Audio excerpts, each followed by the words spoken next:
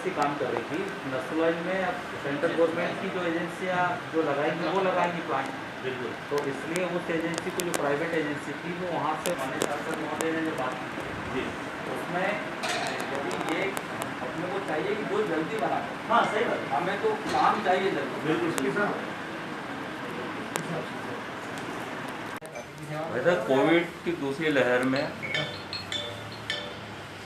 जो समस्या मेन उपचार की आ रही है, उपकरणों की आ रही है, उसमें व्यवस्था नहीं हो पा रही है। ऑक्सीजन हमारे सीहोर जिले के माननीय जिलाध्यक्ष आदरणीय रवि मालवीय जी और मैंने आस्था के सभी वरिष्ठ अधिकारीगण से चर्चा की है।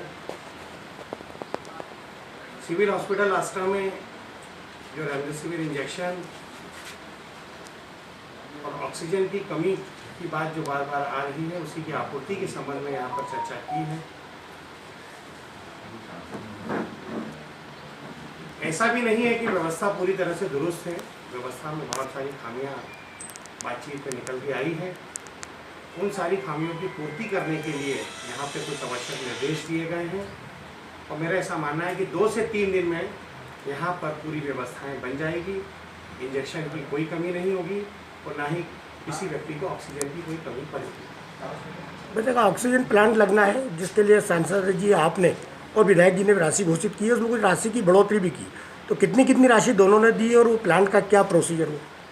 हम सिविल हॉस्पिटल आस्था में 300 LPM कैपेसिटी का एक मेडिकल ऑक्सीजन प्लांट लगाना चाहते हैं। उसकी कॉस्ट लगभग 35 लाख रुपए के आसपास है। हमारे क्षेत्र के यशस्वी विधायक आदरणीय रघुनाथ मालवीय जी ने 20 लाख रुपए की राशि अपनी विधायक निधि से दी है। मैं अपने सांसद निधि से 15 लाख रुपए की राशि उसमें दूंगा। इस प्रकार से हम 35 लाख रुपया मिलाकर एक मेडिकल ऑक्सीजन प्लांट का निर्माण सिविल हॉस्पिटल आस्था में करवाने जा रहे हैं, जिससे कि ऑक्सीजन के मामले में हमारा सिविल हॉस्पिटल आस्था आत्मनिर्भर हो जाए और हमें बाहर से ऑक्सीजन लाने की आवश्यकता ना पड़े।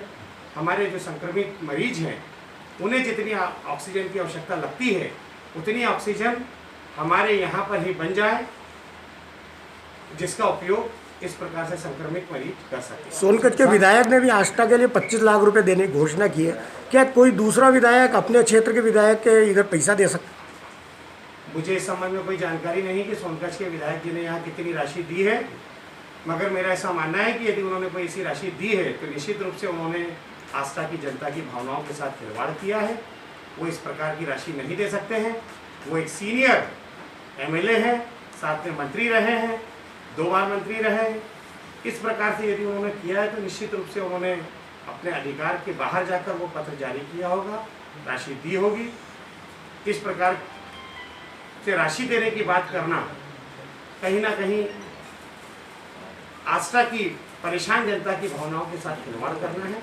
उन्हें इस प्रकार से जनता की भावनाओं के साथ खिलवाड़ नहीं करना चाहिए। सांसद जी, ऑक्सीजन की कमी लगा, हम 2-3 कंपनियों के संपर्क में हैं।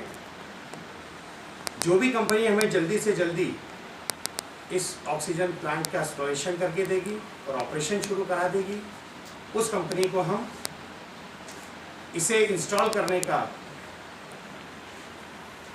कॉन्ट्रैक्ट देंगे। इस संबंध में 2-3 कंपनियों से लगातार मेरी माननीय अध्यक्ष जी की और हमारे सीहोर जिले के कलेक्टर साहब की बात चल रही है। जो व्यक्ति, जो कंपनी जितनी जल्दी हमें ऑक्सीजन प्लांट अवेलेबल करा देगी, हम उसे कॉन्ट्रैक्ट देंगे। बेड की भी कमी देखी जा रही है, परिजन रात को भी व्यवस्थाओं को बढ़ाने के लिए भी कदम उठा रहे हैं।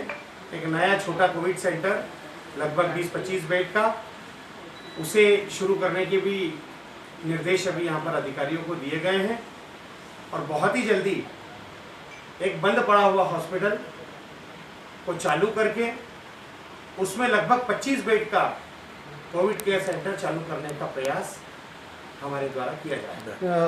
उसमें डॉक्टरों की भी बहुत ज़्यादा समस्या आ गई है, डॉक्टर भी नहीं है, नर्सिंग स्टाफ भी नहीं है। नर्सिंग स्टाफ वैसे पर्याप्त है, कुछ छोटी मोटी अव्यवस्थाएं हैं, वो अव्यवस्थाएं सुधर जाएगी तो इलाज जो है वो सुचारू रूप से शुरू हो जाएगा। सांसद जी, एक छोटा सवाल मेरा, आपने सांसद निधि, आपकी निधि से जो 15 लाख की घोषणा की प्लांट के लिए, दिग्विजय सिंह ने एक पत्र लिखा है पीएम के नाम, उन्होंने पत्र लिखा है कि अभी तक सांसद निधि जारी नहीं हुई है। तो आप वो निधि, क्या वाकई सांसद निधि अभी तक 2 साल से सांसदों को मिल नहीं रही है, क्या कारण है? उस पत्र में क्या संशय है, आपके पत्र में या माननीय मुझे दिग्विजय सिंह जी के किसी भी पत्र की जानकारी नहीं है। आप सभी जानते हैं कि दिग्विजय सिंह जी प्रदेश में कितने बड़े विघ्न संतोषी हैं। यदि भारतीय जनता पार्टी की सरकार कोई भी अच्छा काम करती है तो वो उनसे देखा नहीं जाता, इसलिए अड़ंगेबाजी लगाना उनकी पुरानी आदत है। मैं उनके किसी भी कार्य के संबंध में, उनकी किसी भी बात के संबंध में कुछ नहीं कहना चाहता। देखिए, मैं आपको बताऊं, माननीय प्रधानमंत्री जी ने और माननीय मुख्यमंत्री जी ने आह्वान किया है। ये संकट का दौर है, इसमें सबको साथ मिलकर जनता की सेवा करना है। इस समय पार्टी से ऊपर उठकर भी सब लोग मिलकर काम करें, ऐसा हमारे नेतृत्व में आह्वान किया है। लेकिन जैसा माननीय सांसद महोदय ने बताया कि एक सहायता करने की नीयत से कोई राशि दी जा रही है तो उसका स्वागत है, लेकिन एक अपने अधिकार क्षेत्र से बाहर जाकर हम दे ही नहीं सकते हैं, तो वो एक जनता के साथ छलावा की श्रेणी में आता है।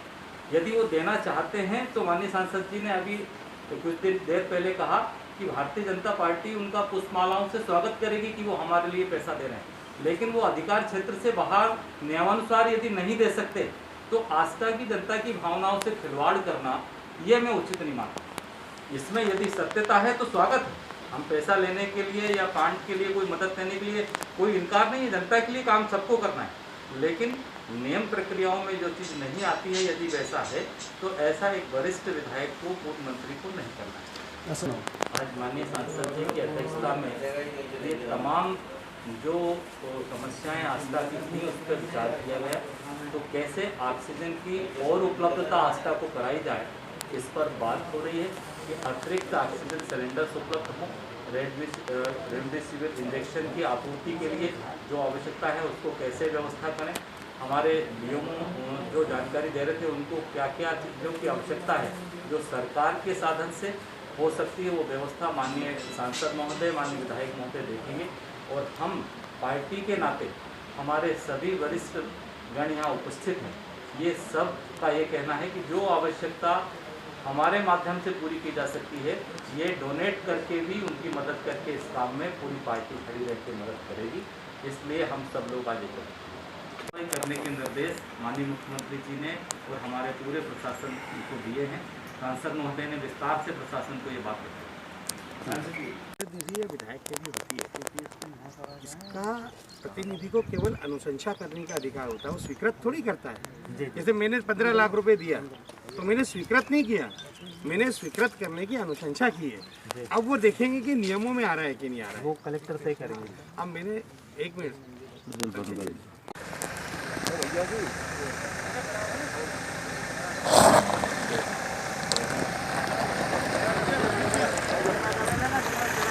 प्रणाम भाई लोग। ठीक, नमस्कार।